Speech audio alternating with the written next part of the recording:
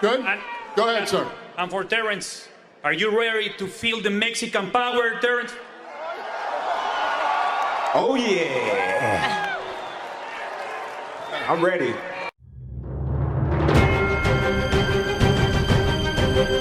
Keep Canelo's name out of your fucking mouth, Terence Crawford. There's levels to this, and he's levels above you. A lot of people that say that Crawford can beat Canelo, no problem. I mean, I respect that, but I just think they're stupid. I mean, excuse my language. The size difference of a bigger man changes everything with one punch. You can't go with what you are. Have you read the papers? Do you know what everybody says? It's suicide. You've seen him. You know how strong he is. You can't win.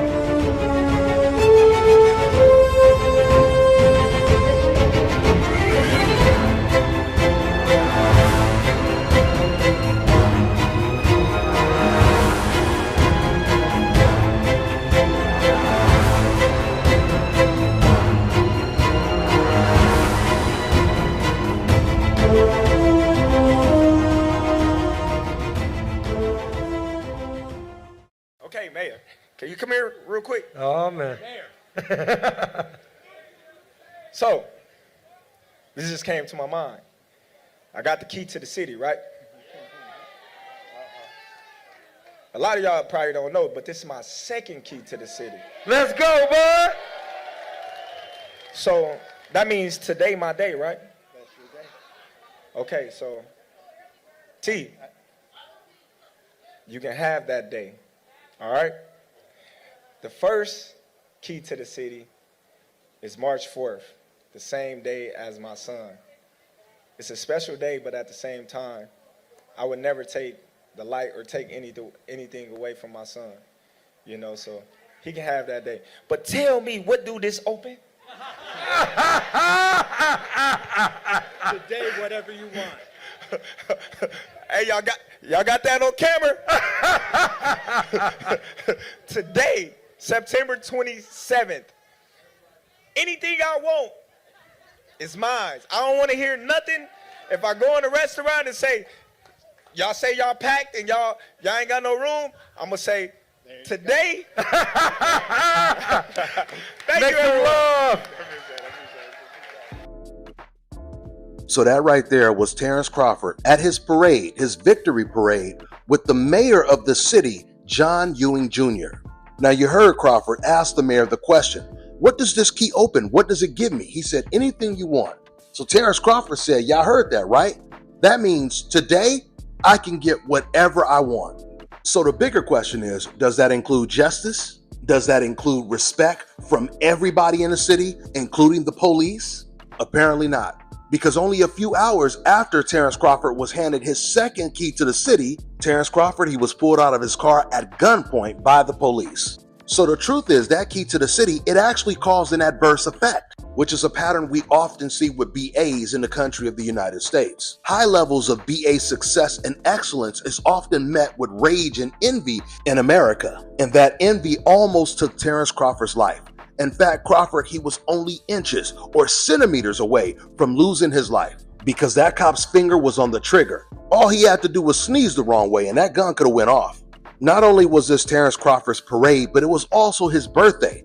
He even celebrated his birthday. He had a little bit of a birthday party, and I believe the mayor, he even attended the birthday party. Now, one of the saddest things about this situation is the mayor of Omaha, he could have been the hero of this story if he wanted to be. But instead, John Ewing Jr., he cared more about his political career than Terence Crawford's safety and justice for Terence Crawford, or anyone that looks like him. Because when the mayor held a press conference about this whole situation, it sounded more like a political speech than a press conference for a police investigation. When John Ewing found out what happened to Terence Crawford that night, he called up Terence Crawford, and one of the first things Crawford told him was, I want a police investigation. And according to the mayor, Internal Affairs has already launched an investigation on the police officer that pulled Terence Crawford out of the car. But it's already been a while, and we haven't gotten any reports of this police officer being suspended. We haven't got any reports of him being fired.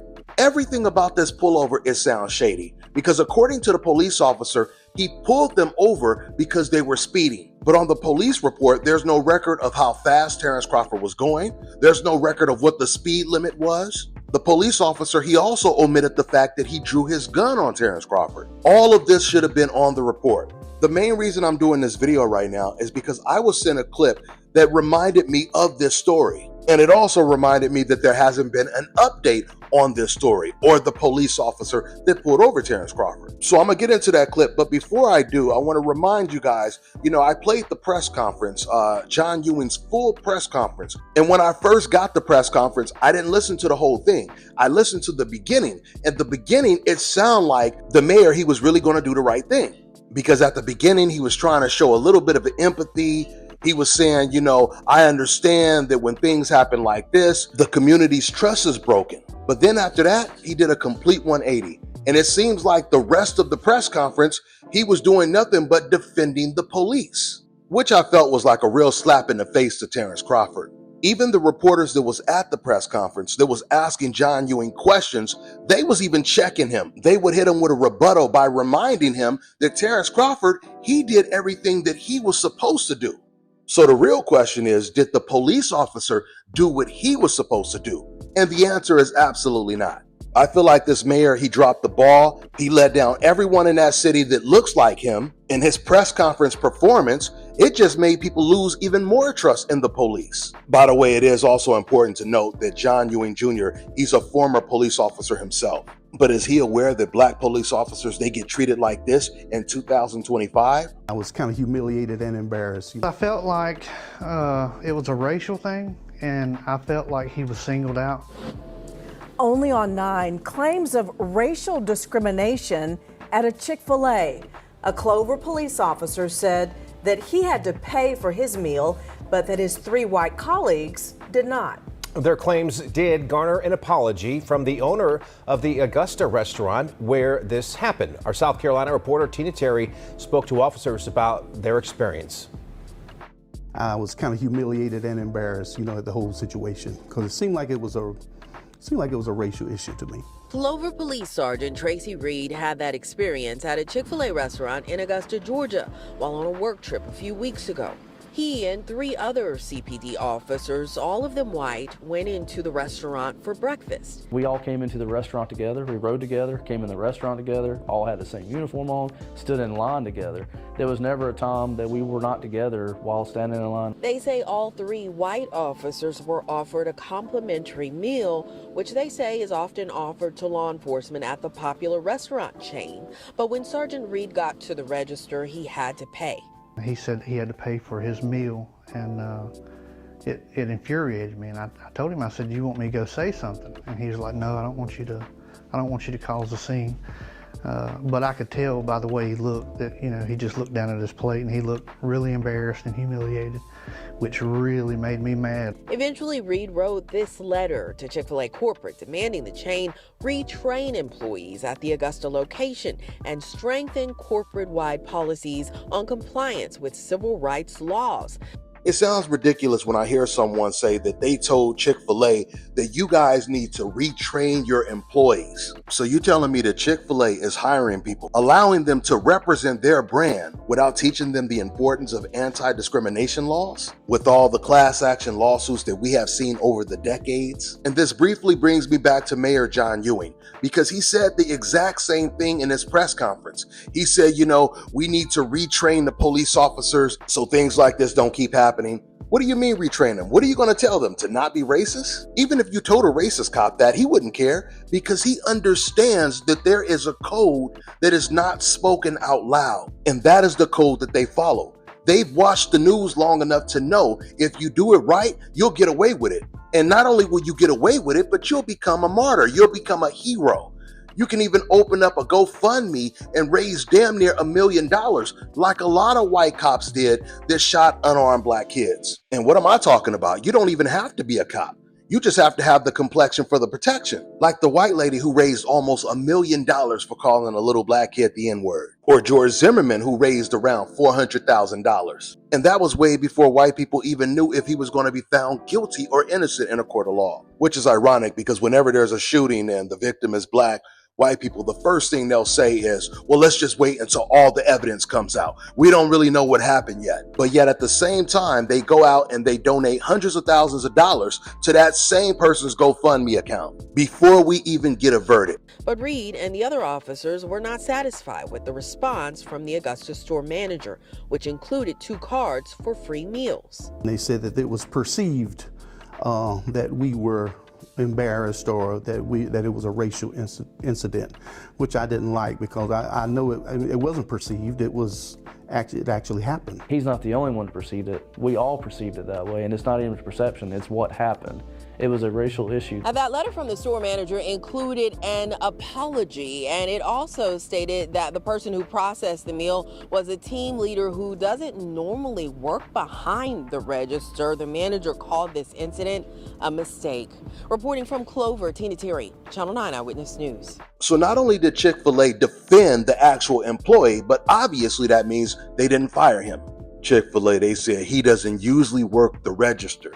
So that's why he didn't know to give free meals to the white cops and not the black cop. Anyway, so that wasn't the clip I was telling you guys about that I wanted to play for you, the clip that actually reminded me about this Terence Crawford case. That was just an additional story that I thought about when I remembered the fact that this mayor of Omaha was a former police officer. So anyway, with no further ado, this is the clip that I wanted to play for you guys.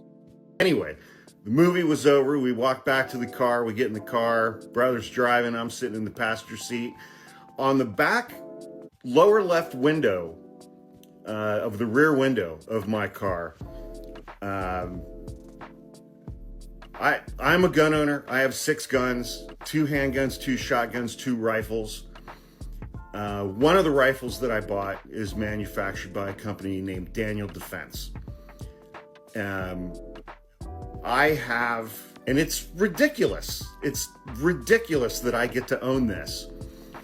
I have the civilian version of the Daniel Defense AR-15 that is issued to Special Forces in America's military forces. And that model, the Daniel Defense M4A1, is also extremely popular among America's law enforcement. And America's law enforcement also primarily on that weapon puts an optic on top of that called an Aimpoint Pro red dot optic. When I bought that gun and I bought that optic, each of those came with stickers. And so I put those 2 stickers in the lower left-hand rear window of my car. And I've made a couple of videos about how I've been pulled over on the 5 between San Francisco and Los Angeles by CHP, California Highway Patrol troopers. And there have been at least 2 times when I was going 95 miles an hour and I got pulled over, clearly speeding and breaking the law. And cops pull me over. They see those stickers on the back of my window. They see me, Mr. White Privilege, and they come up to the window, and I always have my license, registration, proof of insurance. I'm like, here you go. And they're like, I saw your stickers. Do you have any weapons in the car today? I'm like, nope, today's not a range day. And they're like, all right. Never once have they asked me to open my vehicle so that they could check to make sure that I don't have any of my guns with me. They're like, all right, I'll be back in a minute. And they run my name and license and make sure I don't have any warrants. And then they come back up to the window, and we would end up having a 10 or 15 minute long conversation about guns and about what guns I have and what guns they have that, and both of those times they let me off with a warning. I did not get a ticket. When I was going 25 to 30 miles an hour over the speed limit. That is white privilege. It is. So today, after the movie, my brother and I would get in the car. He's driving. And, we're driving westbound on one of the side streets north of Market. We stopped at a stoplight at Powell, right where the cable cars are. and an SFPD SUV pulls up right next to us. And the cop is like, "Hey, man, what kind of Daniel defense you got?" And I was like, "Huh?" He's like, "I saw your sticker, man. What kind of Daniel defense you got?" I was like, "I got the M4A1. He's like, "Right on, man. I got the DDM4, I think it's V7, I think he said. I think it's a newer model." And we chit-chatted about guns. And we're sitting there as the light turns green, and we're still having a conversation. And we're chit-chatting. The light turns yellow, it turns red, and he's like, "Right on, man." He's like, "You can go ahead and go through the light." We're like, "Cool, thanks." And with two San Francisco police officers sitting next to me in their vehicle, my brother and I drove through a red light because they told us we could, because I had gun stickers on the back of my car and we had a conversation about guns. That is white privilege. It just is. I don't give a shit whether you think it is or not. It just is. Because those kinds of Daniel defense firearms, I mean, I have the civilian version. The military version is obviously issued to special forces in the United States military. Lots of police departments across the country use that same weapon. That gun, the civilian version of that gun is, I don't know, $2,000, $2,500. It was $2,500 or $3,000 by the time I got the gun and put the optic on it. The optic was pricey as well. And, you know, so it's like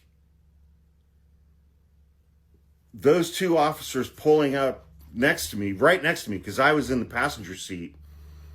And they pulled up on the passenger side, and they pulled up and saw me and saw my brother. And there was no inquiry. There was no nothing other than, "Hey, man, what kind of Daniel defense you got?" And we had a nice chat about firearms. I didn't get pulled over.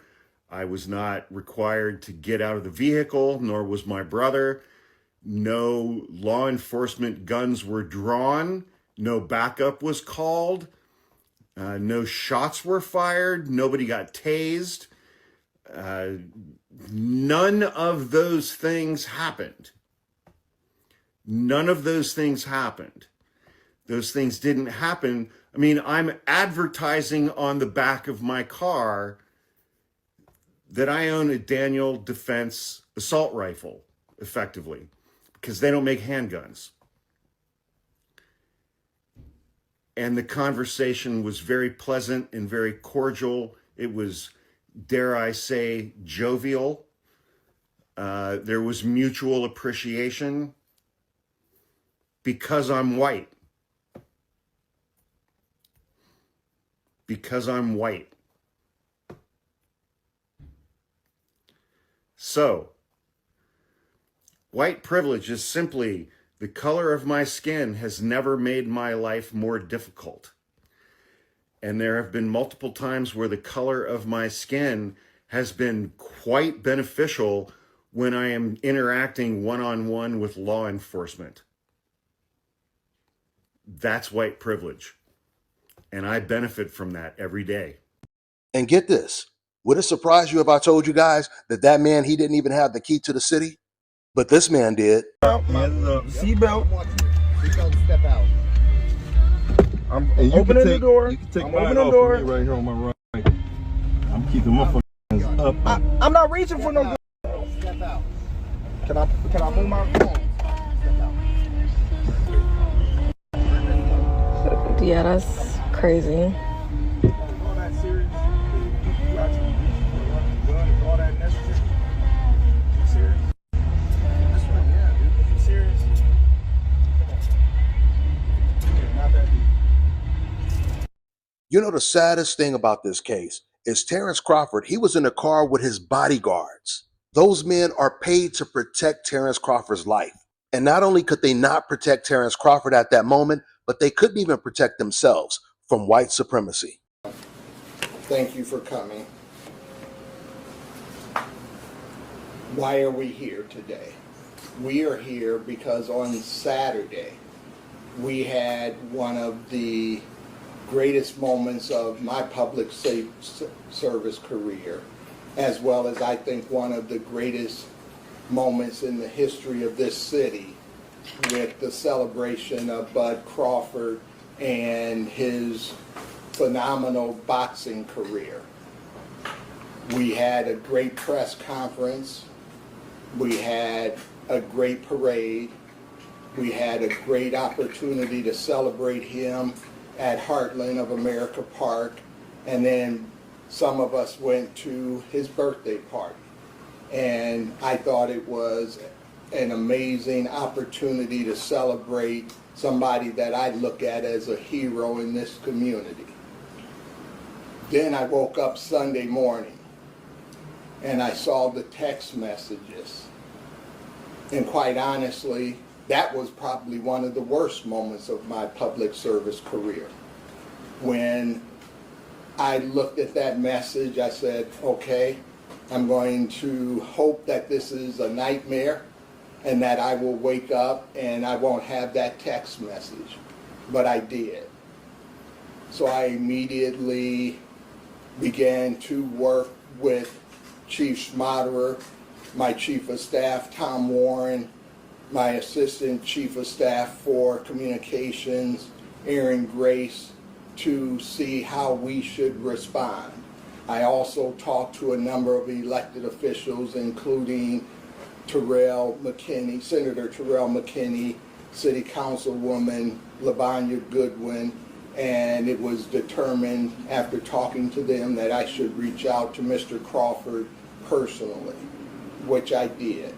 I then explained to him, after he indicated that he wanted to have an investigation, that we would have a thorough investigation, and that the chief and I were on the same page when it came to having a thorough, impartial, transparent investigation. That is what we are going to do.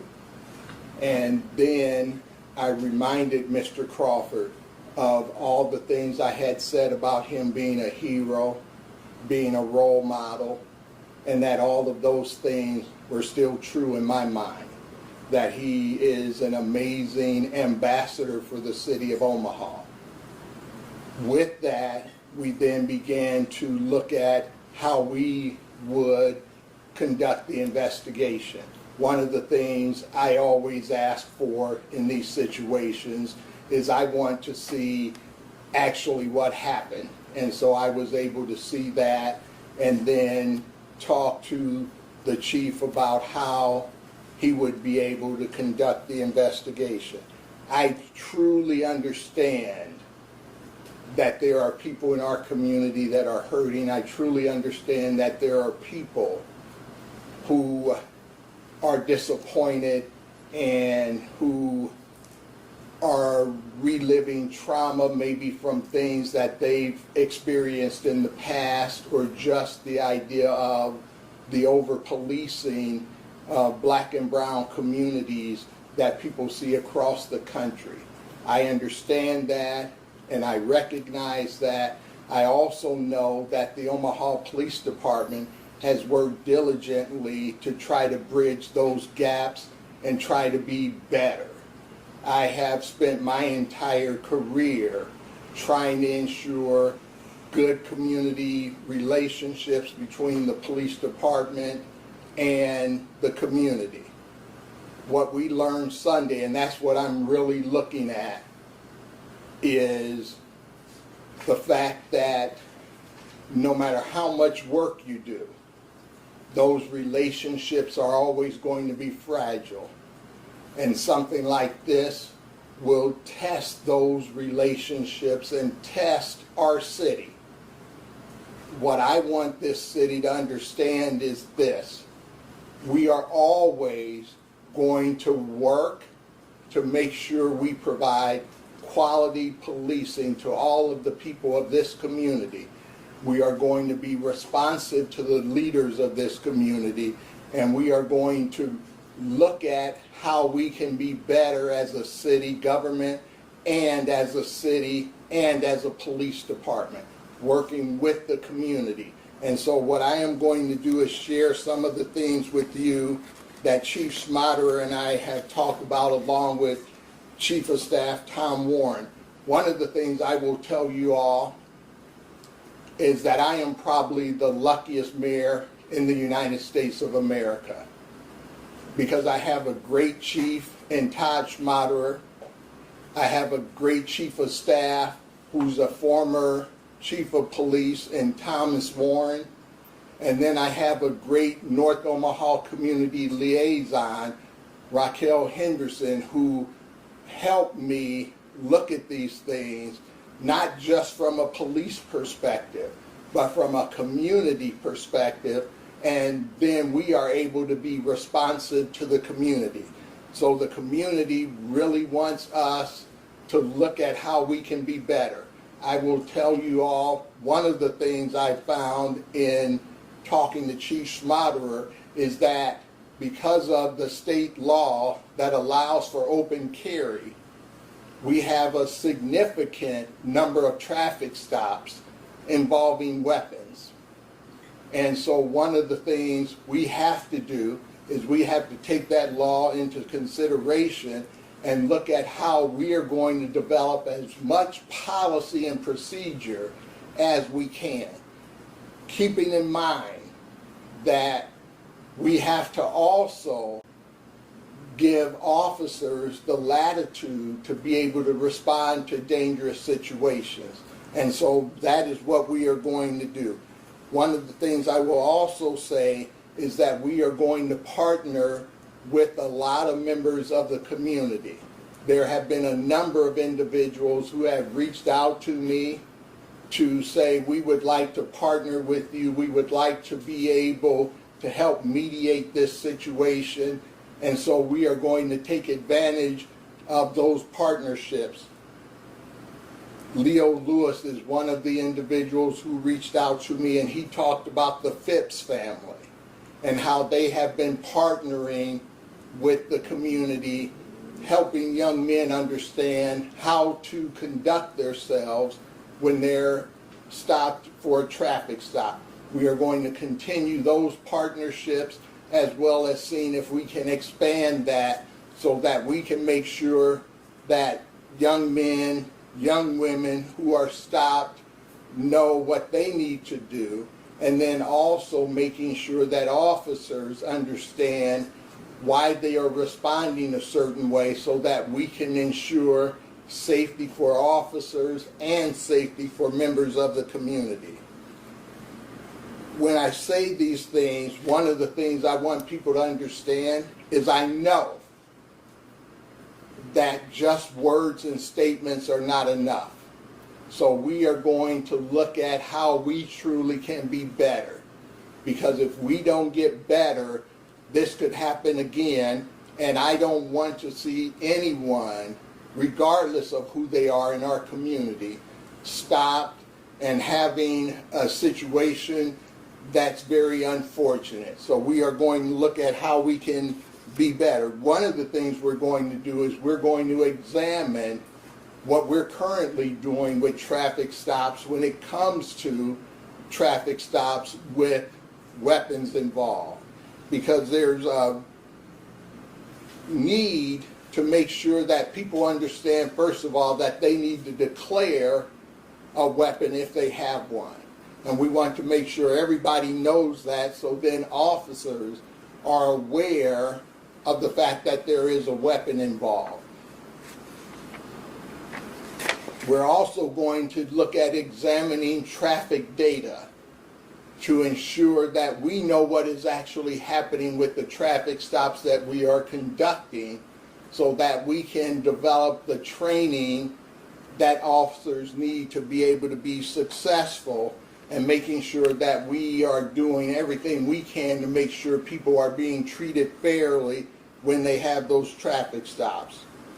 Another issue that came to my attention that has always been an issue, I guess, when you have officers in a dangerous situation, is you get a lot of officers that respond.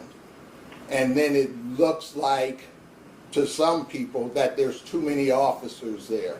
One of the things we're going to have our command officers do, and the officers involved in the situation, is make sure when they are secure, when the scene is safe, return cars back to service so we can get the situation calmed down and we can avoid anything that causes an issue from a standpoint of it becoming a spectacle that people then stop and gather around and create even more issues potentially.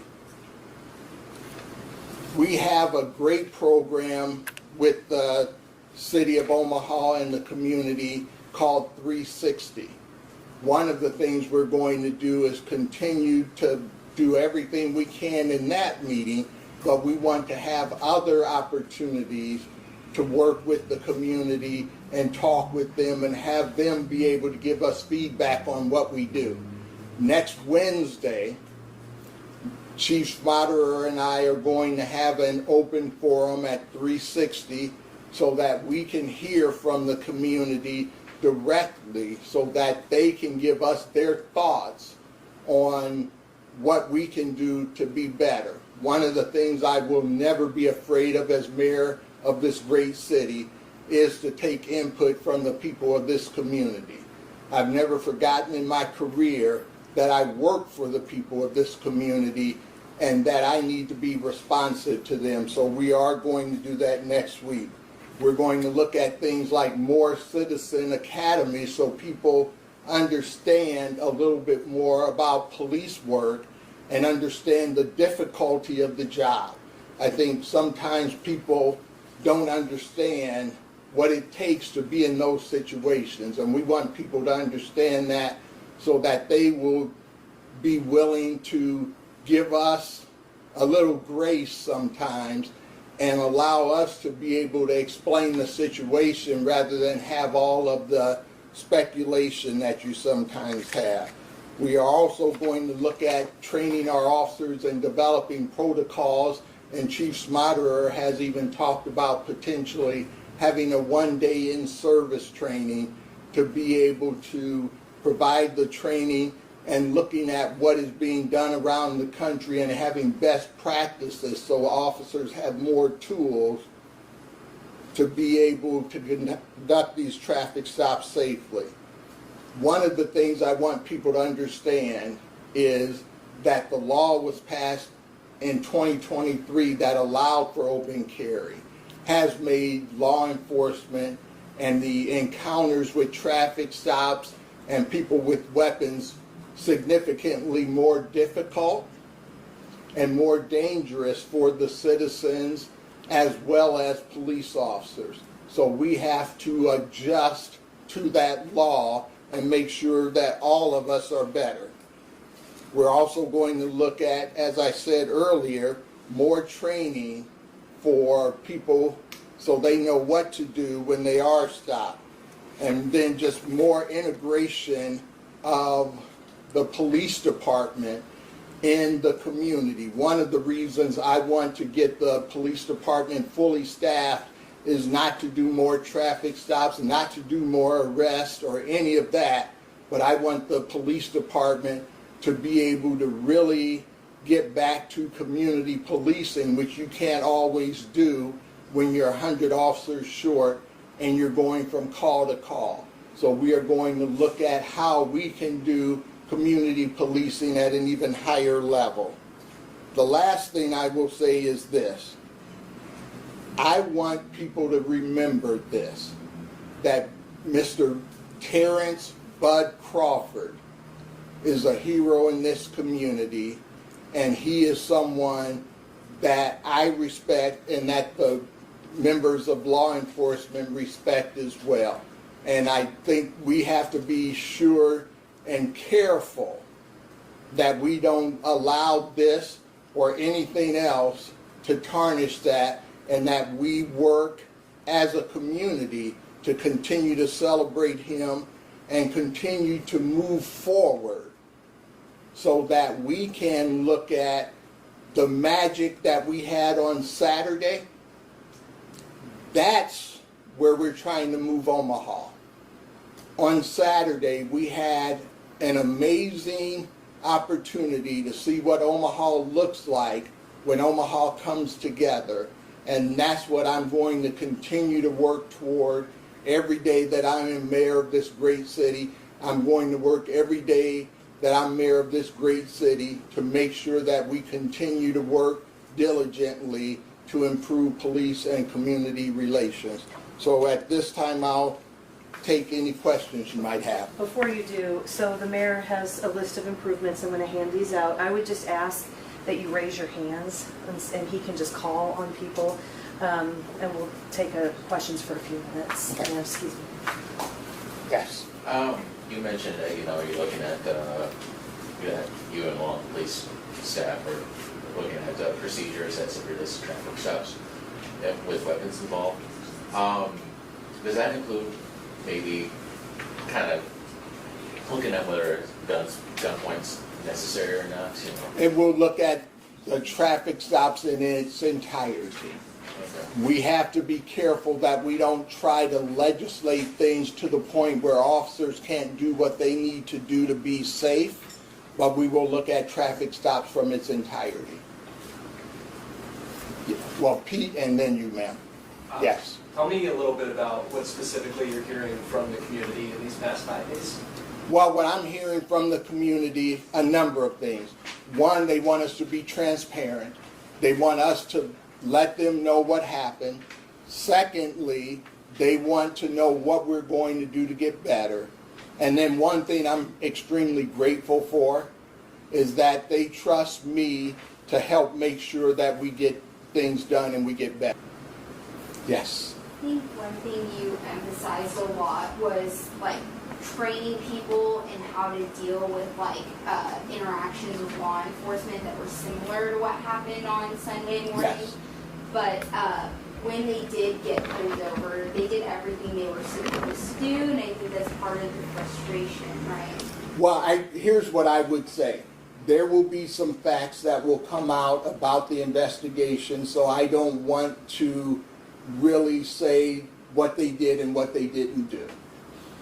Yes. So with a lot of these, it sounds like they're procedural and policy changes that maybe take some time. We've heard a lot from people that are just frankly scared. What do you want to say to those people right now about this process to kind of help regain some of that trust? One of the things I would say is that this is a higher profile situation because of who was actually stopped. This is something that doesn't happen very often, but there are a number of traffic stops where people have weapons. The thing I would say to people is as soon as that officer gets to that vehicle, declare that you have a weapon so that the officer then is aware of the fact that you have a weapon, and then everything can be addressed from a standpoint of knowledge rather than a standpoint of surprise or something of that nature. I'm not sure who was next. Okay, go ahead. I know you mentioned that you had reviewed what happened with the chief. Does that mean that you had watched the body cam video? I already said that I will not talk about the investigation, so I really don't want to answer that question. But were you next, Cheryl? Yes. Can I have a two-part question here? Sure. You mentioned that you were going to, the reason why you were trying to get to being a fully staffed is so that there could be more community policing. What do you consider as community policing that? Sure, I'll give you some examples. One of the things that I used to do when I was on the police department, we had a program called District Awareness. And so officers would get out of their cars and they would go into the businesses in their district and they would meet the business owners. They would go into the churches in their communities and they would go and have conversations with them. If they saw young people out on the street, they would stop and talk to them. If there was a neighborhood gathering, they would stop and go to that. And so those are the types of things that build relationships And that's what we would like to do, but when you're going from call to call, it's a lot more difficult to be able to stop and just do some of the fun, interacting things that officers really want to do. Second part of my question would be, you're looking at, seems like, procedural policy to change. In California, they have what they call a Smart Choice program where certain officers only do traffic stops. And so with us having here in Omaha where we have, or Nebraska, where we have the carry concealed permission to do that, would that be something that you might look into, is to having, so maybe it wouldn't be such a complication, is to have officers who are assigned to only do those like traffic stops? One of the things when we're fully staffed is you would have a traffic unit that would be primarily responsible for those things. I don't think you ever, however, want to say, I'd have to look at the program to see exactly how they do it, but I would never want to say to an officer driving down the street, you see a serious violation and you can't stop that person and investigate. So I'd have to see actually how they do their program.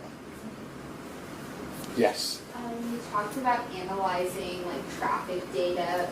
Could you break that down? What exactly? Sure. What I'm looking at is I'm looking at the opportunity to be able to look at videos. Not me myself, but the police department and their training staff be able to look at videos of traffic stops that have occurred where there were weapons involved to see what actually happened during that traffic stop so we can learn from them. Yes. Can you touch on a little bit about what the current procedure is when a firearm's in the vehicle? That is in part, a big part of the issue is that there's a lot of officer discretion, and you need some of that officer discretion in order to have officers be able to be safe. And so what I would like to do is have them look at it so that they can say, these are things that we can put into procedure without compromising officer safety. So that would be on the training staff and the chief and his senior staff to really develop those things. But some of it is always going to be officer discretion, but there are some things I think that you can do to help mitigate that a little bit.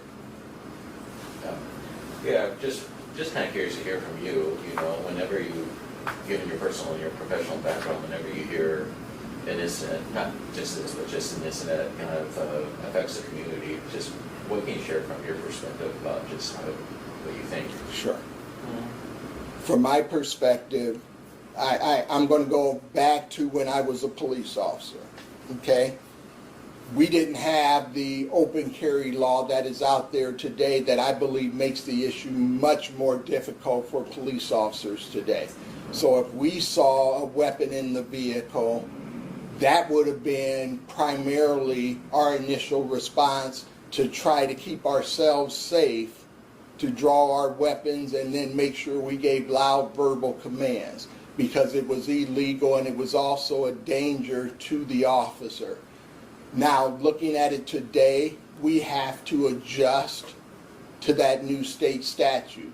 And what I want is for officers to be able to adjust to that, citizens to be able to adjust to that, and then be able to have those traffic stops conducted safely so that we don't have to potentially have a confrontation or have a situation where someone could be injured. One more question. So since 2023, was there no policy shift in the Omaha Police Department? I could not answer that, Pete. I've been mayor for about 130 days or so. I was not mayor in 2023, so I don't know if they made any adjustments or not. What I am saying today is that we are going to make adjustments. Could I just follow up on that? Sure. So that if I was driving in my car with a gun that I legally could have, and a police officer walks up to me, if they see that gun before I announced it, would the procedure be for them to aim their gun at me? And that's what I'm saying, Pete. I don't think they have that kind of analysis where they looked at that, that would be almost left to officer discretion. And so what I'm trying to do is be able to bring some of that together where we can have procedures while also allowing officers to be able to have their own safety in mind as well. So somebody made, I'm sorry, can I just ask this real quick? So if somebody was to announce that they had a weapon versus an officer just saying it, you're not sure if there is a different way that they... I'm thinking there's a different way because the officer then has knowledge and he or she can be safe. So that's why I emphasize that I would like to see the citizens be able to do their part to stay safe as well. Mayor, last word, why don't you follow up with your message to the community? Sure. I want the community to know that the Omaha Police Department, the City of Omaha, is always going to be responsive when we have an incident that we can learn from. And I believe that's what I want us to understand is this is a learning opportunity for this community. This is a learning opportunity for the police department. This is a learning opportunity for me as mayor. So we've got to learn and we've got to be better in these situations so that we ensure that everybody can go home safely when we have police community interactions. And that is always going to be my number one goal, is to be able to have police officers conduct their business safely and have citizens be able to be safe as well when they encounter a police officer. All right, everybody, thank you very much. Thank you. All right, now check this out, guys. If you're looking to repair eczema scars, burns and bruises, dark spots and blemishes, fever blisters, diabetic ulcers, this right here is the perfect product for you guys. It's called LO Decay Face and Body Oil. Athletes and top-ranking boxers, they're also using it after training to reduce swelling, inflammation, and to ease the pain. So get yours today. Go to lodecay.com, like them on Facebook, and follow them on Instagram. Anyone who's ever had it understands shoulder pain is no joke. It can keep you up at night. Once it's in pain, it stays in pain all the time. You find yourself popping all kinds of painkillers, and then you find yourself trying to figure out what the problem is. You go see doctors, you go see surgeons, you go see physical therapists, massage therapists. The shoulder in particular has 4 different joints. Any one of those 4 joints can be problematic because you have these different ligaments that wrap around and hold those joints together.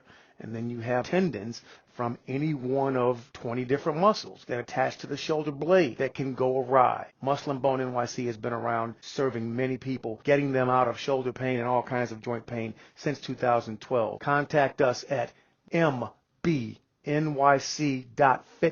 or call us at 917-238-3650. Let's get you out of that pain.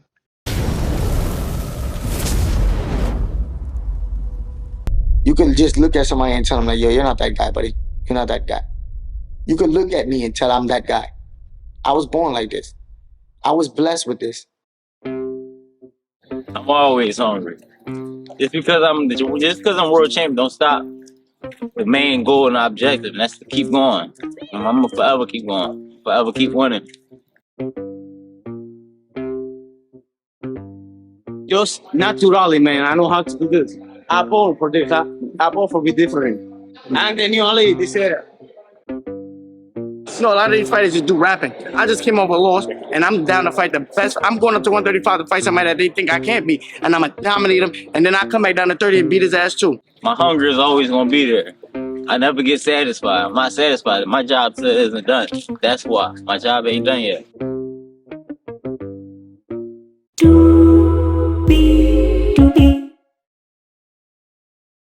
Let me tell you guys about Issa Israel Law Firm. It is a full-service legal practice based in Denver, Colorado, an emerging hub for combat sports and high-altitude training. If you're a fighter inside or outside of the ring and you need a law firm you can trust to fight for you, Visit thefighterfirm.com or email help@iilawfirm.com. Legal representation is usually limited to plaintiffs and defendants in Colorado, but iFirm can help anyone in the world with trademarking their business name, logos, and U.S. immigration issues. This brother has been my attorney for a while and helped guide me through all kinds of business and civil issues, so make sure you guys go to thefighterfirm.com.